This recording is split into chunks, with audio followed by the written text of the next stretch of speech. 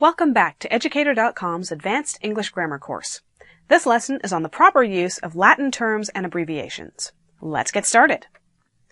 Okay, to begin with, why does English use so many Latin terms and abbreviations? Well, that's because for hundreds, if not thousands of years, Latin was the language of international literacy, scientific exchange. It was the language that you thought in and wrote your thoughts down in. You might talk to your neighbors in whatever your local language was, but if you wanted to talk to other academics, you pretty much had to speak, read, and write Latin.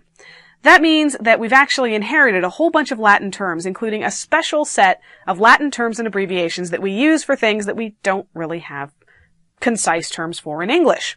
And this is how to use them correctly. So we're going to start with the big three, etc., e.g., and i.e. Then we're going to look at when to use i.e. and when to use e.g., because people get them mixed up all the time.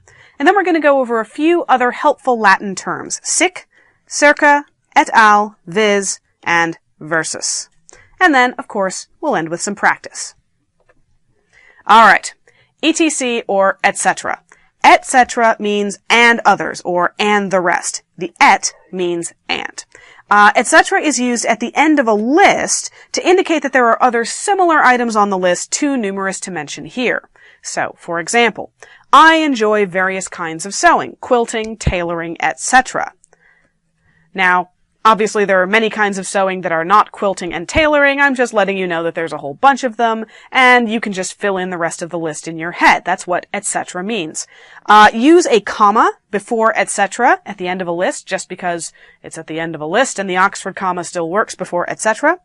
Never use etc. more than once in a row. So never say etc., etc., etc. For one thing, you'll sound like Yul Brynner from The King and I, and nobody wants that. Also, it's sort of redundant to say, and all the rest, and all the rest, and all the rest. You sound like you've gotten stuck and you're repeating yourself. Don't do that.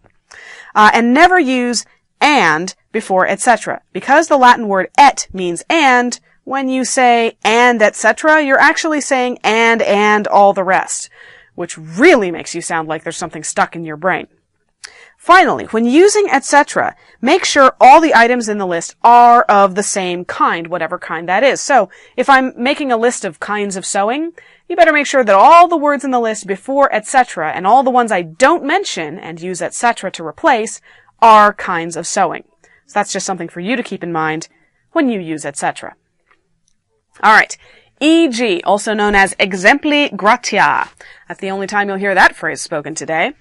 Exempli gratia means for the sake of example, but for your purposes, just remember that e.g., which is what we actually use in written English, it means the same thing as for example. So, the bakery sells many kinds of cake, e.g., chocolate, carrot, and spice.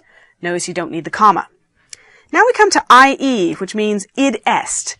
Id est literally means that is. It means you're restating your idea.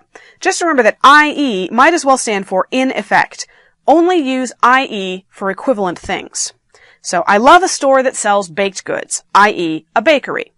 A store that sells baked goods pretty much has to be a bakery, so we're setting up an equivalency between these two terms so we can use i.e.